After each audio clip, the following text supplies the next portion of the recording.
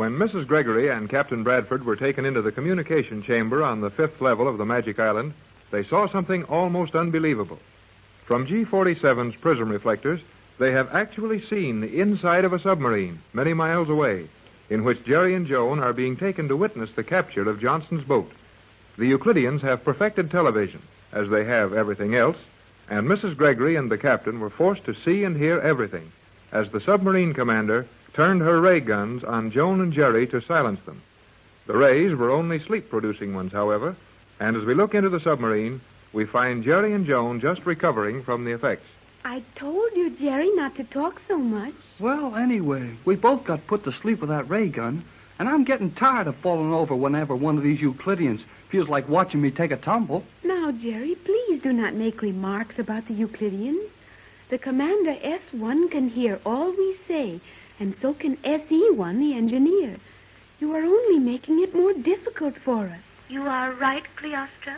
I have found that you two are not entirely trustworthy, however, and must now take further precautions to ensure your remaining quietly in the stern while I continue my observations here. What's she going to do with us now? Silence. You, Cleostra, will open the small cabinet on your left. You will sponge the hands and shoes of young Hall and yourself with the liquid from the cabinet. Hey, wait a minute. Do you know what that stuff is? Yes, Jerry. It is the magnetic paint, and once we have it on, we cannot move while the commander keeps the magnets active in this section. Oh, so. My girlfriend, the commander, is just as tough as anybody else from that crazy island. I warned you, Jerry. Commander S1 is a Euclidean. Gee, a beautiful girl like that with just a number for a name. What a life. I wish you would not keep calling her a beautiful girl. Well, she is. I don't care if she is plenty tough with us. That don't spoil her looks any. She's a swell-looking girl. She is not a girl. She's terribly old, Jerry. Huh? How old? 22 years. Gee, 22. Is she really? Yes, Jerry. She was given this command on her 21st birthday, nearly 2 years ago. Gosh, that lets her out then. 22 is pretty old. I'm so glad to hear you say that, Jerry. 15 is a nice age, is it not? Yeah, it's all right. Kind of young, though. But by the time I'm 21, you'll be 20. That won't be so bad. Oh, but I guess we'd better quit talking about her. She can hear all we say, and she's liable to crack down on us again. No, Jerry. S1 has closed the transparent housing around the central control chamber. We're quite free to talk now. But we can see her just as plain as day. That is more of the transparent steel, and transparent from either side. S1 can see us as well as we see her. Then we'd better be careful not to make faces at her.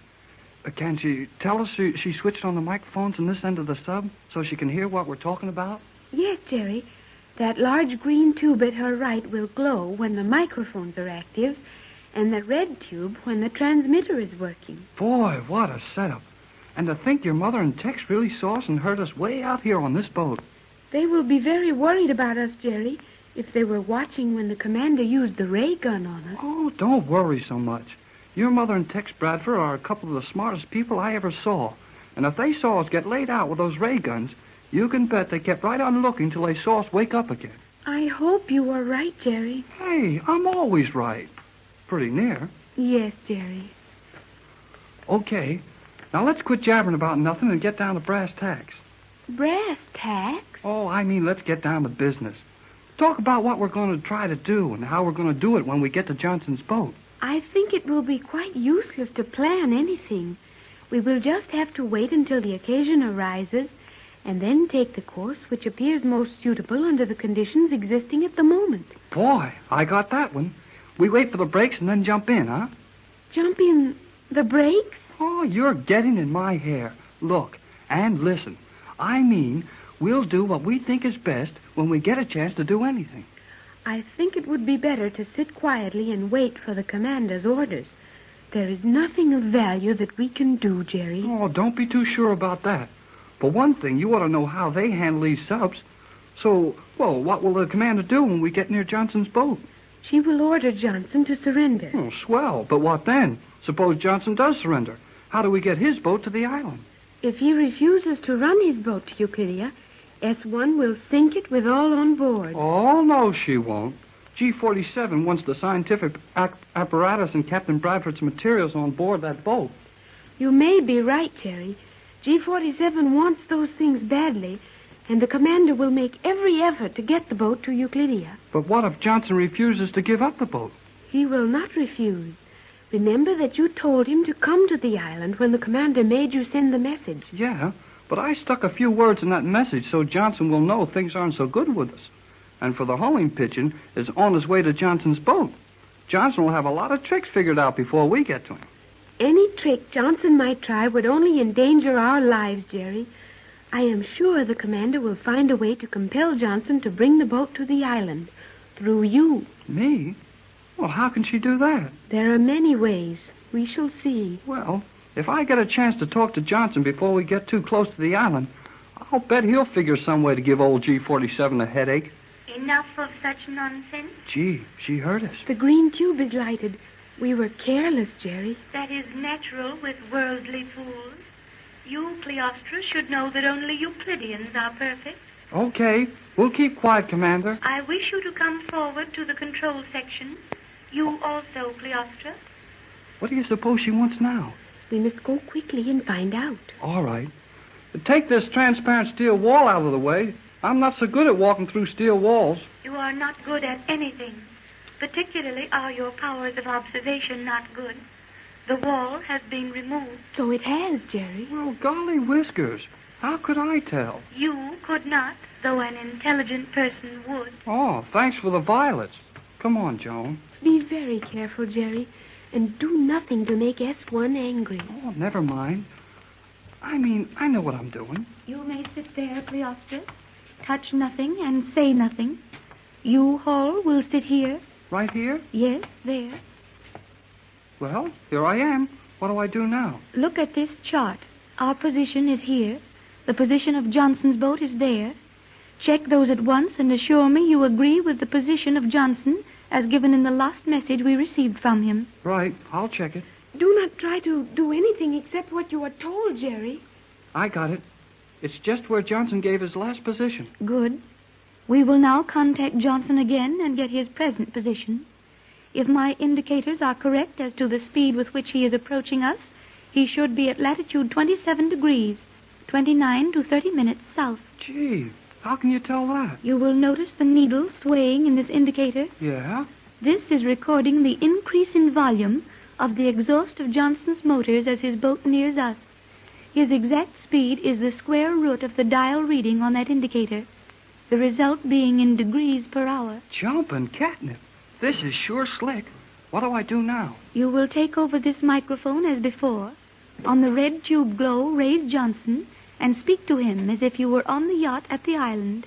Check his exact position. Well, do I go now? You may speak when this red tube glows. Remember your instructions.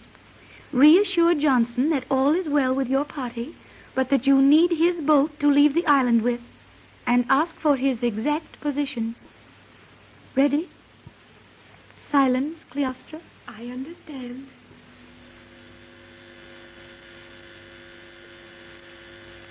J24Y to J12C. Jerry Hall on J24Y to Johnson on J12C. Hello, J12. Hello, J12C. J12C. Hello, J12. Jerry Hall on J24Y. J12C for to Bradford to J24Y. Hello, Jerry. Johnson on J12C to Jerry Hall on J24Y. Go ahead, J24Y. Please check your exact speed and position and give me at once. We must be prepared for your exact time of arrival at island. How soon can I have exact position? Your boat. Go ahead, J12C.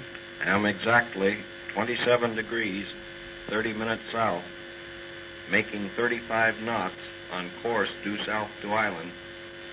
Check island position back to me. Go ahead, J24Y. Okay, J12C. Your position, 27 degrees, 30 minutes south. You are making 35 knots. Island position, 29 degrees south. Does that check? Repeat of my position, okay. Position of island, okay. but cannot understand reception of your beam with strength in it.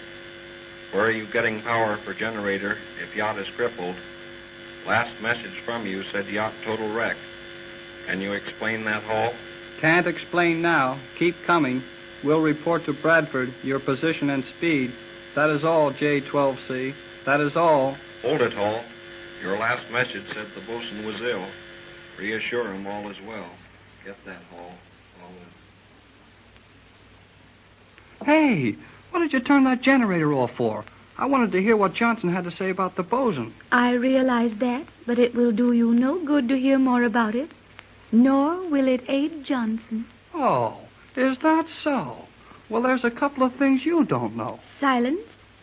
I am completing my calibration of Johnson's speed and position with relation to ours. He is making 35 knots, we 25. His position is 27:30, ours 28:15. We will be directly under Johnson's boat in exactly 45 minutes. You will be free to observe the meeting and the Euclidean method of handling such trifling details. Oh, you may not find it so trifling if Johnson's all set for you. Please be careful, Jerry. Say nothing. I won't have to say anything. Johnson will do all that. If you think you are going to surprise me because that homing pigeon you call the bosun will arrive at Johnson's boat before we do, you underestimate my intelligence. Jerry, she knew about the pigeon. Naturally. And what can Johnson do with the message he will take from the pigeon? Why, gee, I guess he can't do anything with it. Precisely. So you see, my young fool, in 45 minutes we will have Johnson, boat, pigeon, formula, and all.